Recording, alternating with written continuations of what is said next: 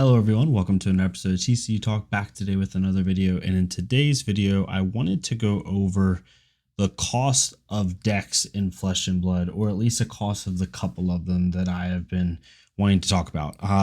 Pretty common question I get on my channel is like, how much does something cost? Or, you know, what's a budget version of this deck or something like that. So I kind of wanted to give an idea of what some decks cost. Now, I, in this video, only focused on ninja decks, being a ninja content creator for the most part in Flesh and Blood, but I can do stuff like Icelander and Oldhim if people are interested in stuff like this, just so you have an idea. If you're just starting out in the game and you want to see what it's like to be competitive, or you want to see what it's like to kind of like, I guess, what's the minimum you can spend and still be like winning games, this might be able to help you out. Now, I want to preface this with a couple things. One, there's like the first number I'm gonna give. I've done 3 decks here. I did a Phi deck, I did Katsu, and I did Ira for Blitz. The Phi deck is the most recent deck that won, I think, at Battle-Hardened Minneapolis or Battle-Hardened Dallas, I believe. So I don't know, I can't remember off the top of my head, but it just won like a major event. So you'll get the idea of what like a major event deck costs to have.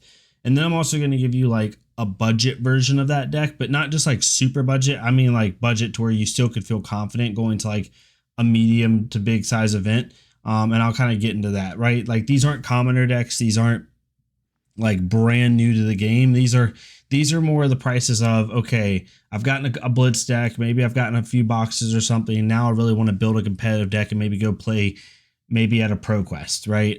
Maybe you've been playing local armories with just like simple equipment and stuff like that, which is completely fine. And now you're wanting to be like, oh, I want to try, you know, be a little competitive in this game. It's kind of fun. So this will kind of give you an idea of what that costs. So for the first one, this is Phi.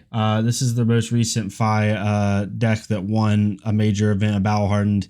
And as you can see, the reds over there, you know, you have some major key reds. A lot of the reds are like less than $1, and the prices you're seeing are the cost for all 3 cards put together, right? So if you have 3 Belittles, it's costing you about $1.50 to put them all together, right? 3 Blaze Headlongs is 24 cents, so 8 cents a card, and so on and so forth. This is not including shipping because there's no way I can calculate that for you.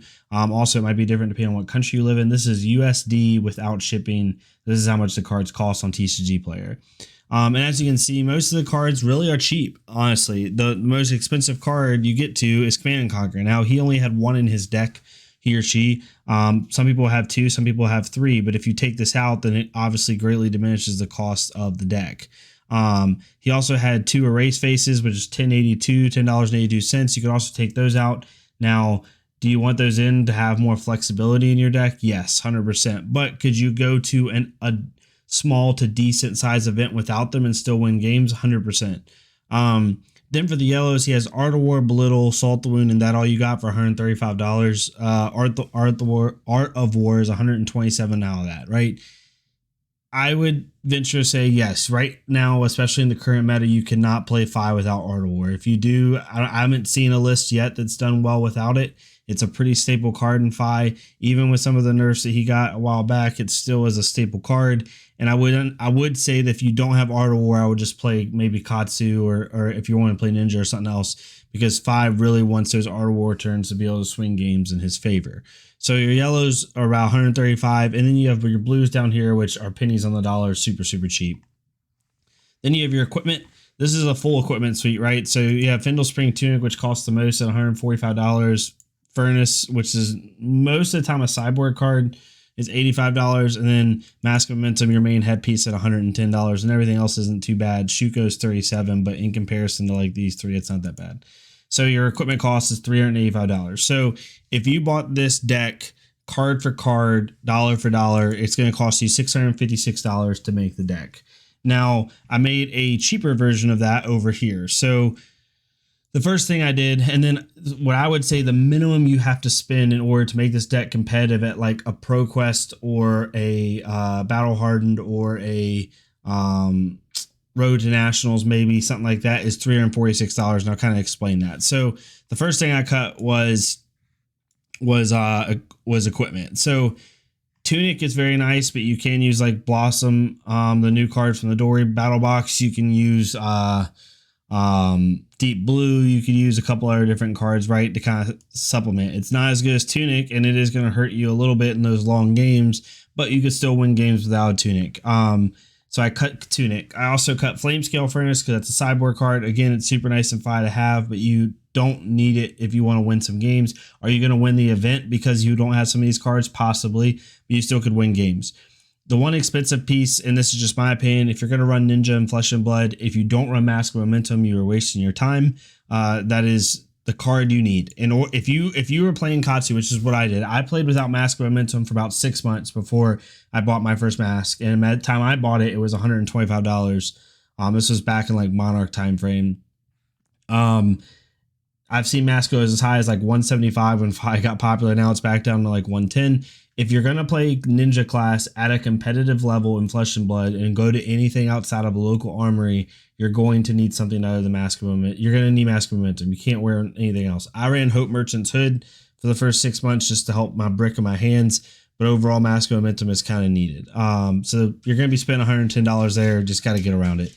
And then I also added in Mask of Pouncing Links. All of these I still added in.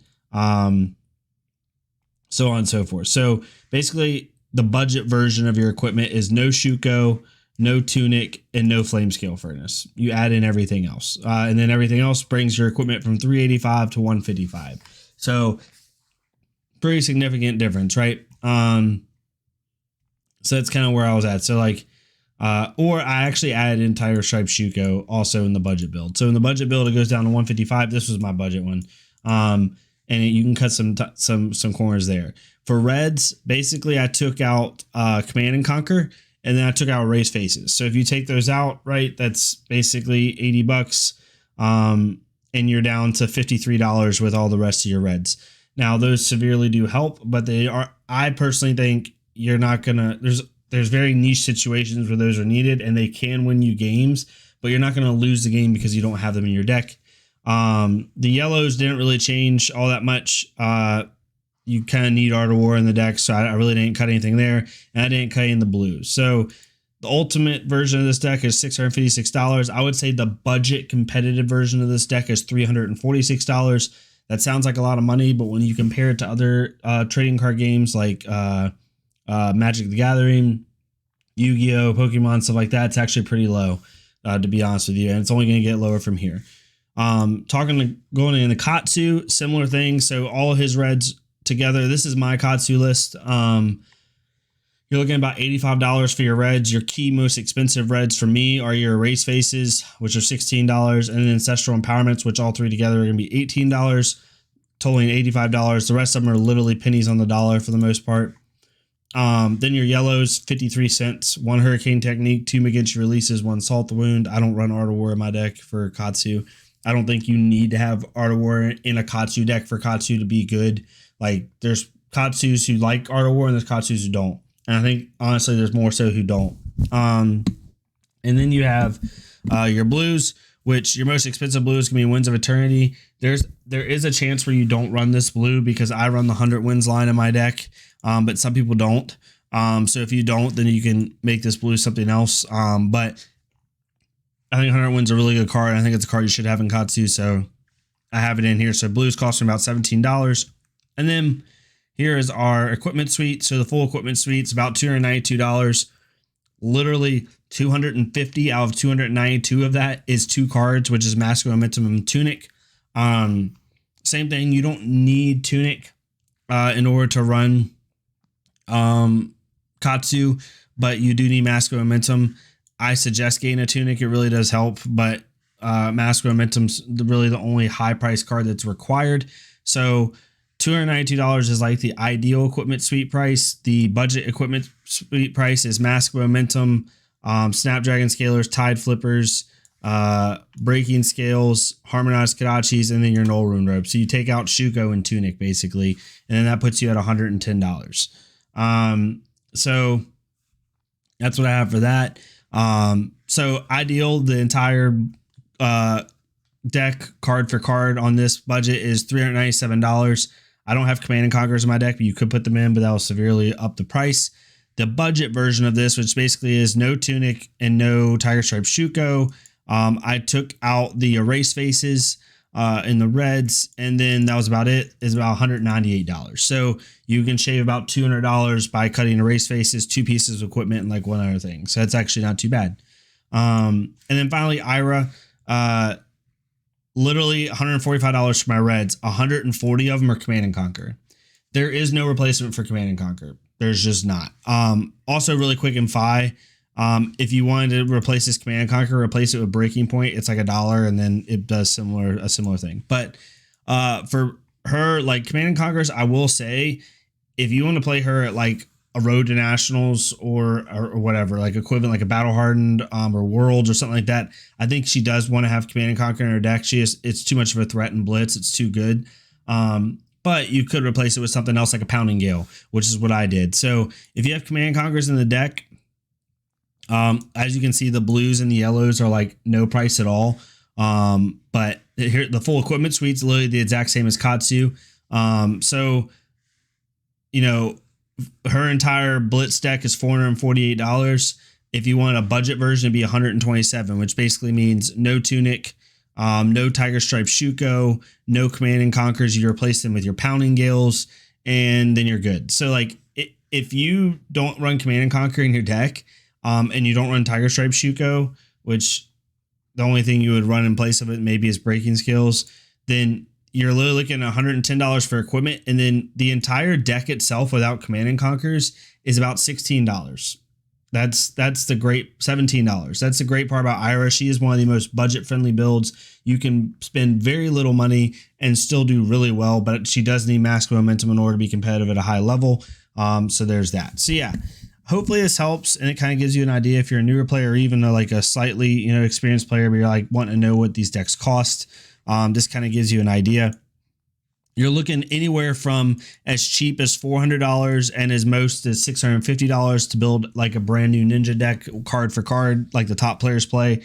And then on budget builds, you can be spending as little as $130 or as much as $350. So that's kind of what you're looking at for these builds. Hopefully that makes sense. If you have any questions on this, let me know. I can do a deck tech on one of these. I've done deck techs on these in the past, but if you want to know more about it, please let me know. Hopefully this is helpful to someone. I just seen a couple people ask me about it, so I figured I put it out. But yeah, if you like this kind of content, please let me know. I'll do some more of these. I'll do Icelander, Oldheim, Dash, you know, any of the top ones that are placing that you want to know about. Give me a deck and I'll do it. And yeah, hopefully you all enjoyed this, and I'll see y'all next time on TCG Talk. Don't forget to join the Discord. I'll see y'all next time.